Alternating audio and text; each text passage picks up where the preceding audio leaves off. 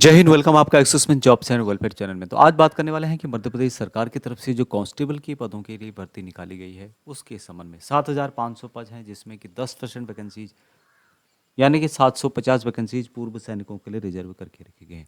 यहाँ पे आप देख पाएंगे ये नोटिफिकेशन जारी किया गया है और जिसमें कि भर्ती की जानकारी दी गई है। ये पद है आरक्षक संवर्ग मध्य प्रदेश पुलिस के अंतर्गत। ऑनलाइन के माध्यम से ऑलरेडी शुरू हो चुका है 15 सितंबर से लेके और 29 सितंबर 2025 लास्ट डेट है। संशोधन यदि एप्लीकेशन में करना है, कुछ करेक्शन करना है तो 15 सितंबर से लेके 4 अक्टूबर तक आप संशोधन कर सकते हैं। अभी एग्जाम यहाँ पर 30/10/2025 से शुरू हो जाएंगे। एप्लीकेशन फीस जो भी अनरिजर्व कैटेगरी के हैं उनके लिए 500 रुपये है और अनुसूचित जाति अनुसूचित जनजाति पिछड़ा वर्ग ईडब्ल्यूएस कैटेगरी जो कि मध्य प्रदेश के मूल निवासी हैं उनके लिए 250 रुपये रखा गया है।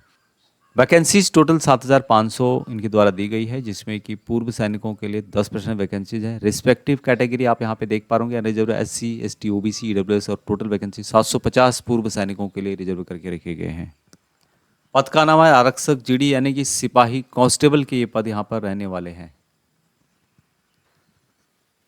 अब एक पॉइंट यहाँ पे इम्पोर्टेंट है जो कि सामान्य प्रशासन विभाग भोपाल द्वारा जारी आदेश क्रमांक संख्या यहाँ पे देख पा रहे आप लोग 6 अप्रैल 2023 को इनके द्वारा जारी किया गया था और जिसमें मेंशन किया गया है कि उपरोक्त वर्गों के उम्मीदवारों को लिखित परीक्षा में प्राप्त अंक के 5% अंक अतिरिक्त रूप में प्रदान किए जाएंगे। कौन से हैं वो? कि हाल के भारत पाक संघर्ष में मृत सैनिकों के प्रत्येक सैनिक के परिवार के अधिक से अधिक 2 आश्रितों को यहाँ पर वो लाभ दिया जाएगा 5% अंक अधिक।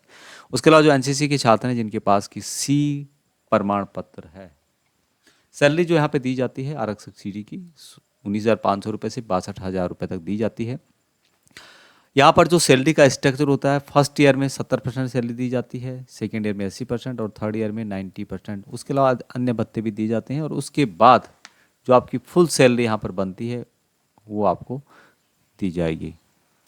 शैक्षिक योग्यता मात्र 10वीं पास वाले इनके लिए अप्लाई कर सकते हैं, जो भी अनरिजर्व अनुसूचित जाति अन्य पिछड़ा वर्ग उनके लिए है और जो अनुसूचित जनजाति से रिलेटेड हैं उनके लिए 8वीं पास जरूर रखा गया है।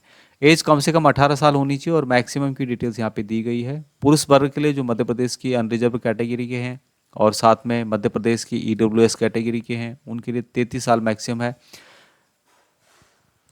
यदि आप मध्य प्रदेश से बाहर किसी स्टेट से अप्लाई कर रहे हैं इन वैकेंसीज के लिए कर सकते हैं आप लोग, लेकिन आपको रिजर्वेशन का लाभ सिर्फ जो मध्य प्रदेश के डोमिसाइल वाले हैं मूल निवासी उनको दिया जाएगा।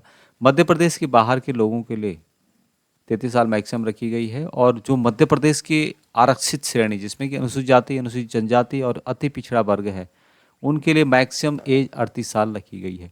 पूर्व सैनिकों को किस तरह से छूट दी जाती है उसका जो डिटेल्स होता है, जिसमें कि आपकी जितनी एज है उसमें से जितनी आपने सर्विस की माइनस करने के बाद 3 साल आपको और माइनस करना है और इस तरह कैलकुलेशन करने के बाद जो यहाँ पर मैक्सिमम एज दी गई है 33 है 38 है जो भी है उससे ज़्यादा आपकी एज नहीं आनी चाहिए, उसके अंदर आनी चाहिए। एक बात और यहाँ पे है कि भूतपूर्व सैनिक जिनके पास डोमिसाइल मध्य प्रदेश का है वही यहाँ पर शारीरिक दक्षता और जो भी यहाँ पर भूतपूर्व सैनिकों को रिजर्वेशन दिया था उसका लाभ ले सकते हैं।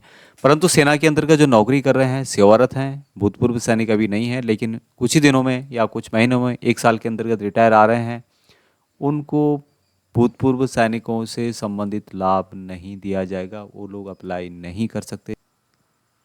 सिलेक्शन जो प्रोसेस यहाँ पे होगा, सबसे पहले लिखित परीक्षा होगी, उसके बाद होगा फिजिकल एफिशिएंसी टेस्ट, उसके बाद फिजिकल मेजरमेंट टेस्ट और उसके बाद होगा यहाँ पे डॉक्यूमेंट वेरिफिकेशन। लिखित परीक्षा में 2 घंटे का यहाँ पे पेपर आएगा, मल्टीपल चॉइस क्वेश्चन होंगे यानी कि एमसीक्यू जिसको बोलते हैं हम लोग, ऑब्जेक्टिव टाइप के अधिकतम 100 अंक का होगा। 1 नंबर का एक क्वेश्चन होगा, निगेटिव मार्किंग नहीं रखी गई है।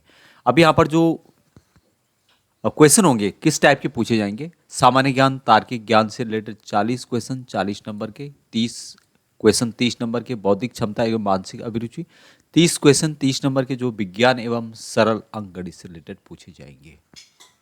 शारीरिक मापदंड की बात की जाए तो जो भी अनारक्षित यानी कि अनरिजर्व और पिछड़ा वर्ग है उनके पुरुषों के लिए हाइट 168 सेंटीमीटर रखी गई है और 79 सेंटीमीटर कम से कम आपकी छाती होनी चाहिए, 5 सेंटीमीटर फुलावट जरूरी है। गोरखा गढ़वाली कुमाऊनी पुरुष क्षेत्र वर्गों के लिए 157 सेंटीमीटर कम से कम हाइट रखी गई है, चेस्ट सेम रखी गई है। उसके अलावा मराठा अनुसूचित जाति अनुसूचित जनजाति पुरुषों के लिए 165 सेंटीमीटर रखी गई है। जो चेस्ट है कम से कम 79 सेंटीमीटर जरूरी है।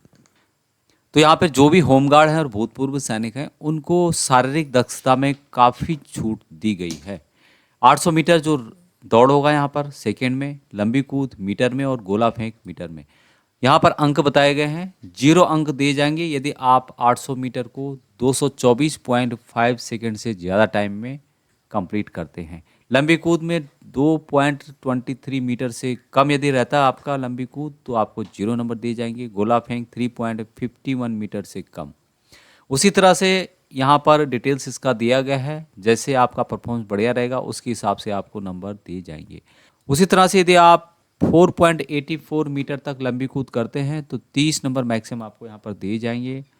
गोला फेंक 8.73 मीटर तक फेंकते हैं तो 30 नंबर मैक्सिमम दिए जाएंगे। उसी तरह से 800 मीटर की दौड़ यदि आप 146.5 जो सेकंड है उससे कम में कंप्लीट कर लेते हैं तो आपको यहाँ पर अधिकतम 40 नंबर दिए जाएंगे। तो इस तरह से यहाँ पे डिस्ट्रीब्यूशन दिया गया है, यहाँ पर उसकी डिटेल्स भी बताई गई है।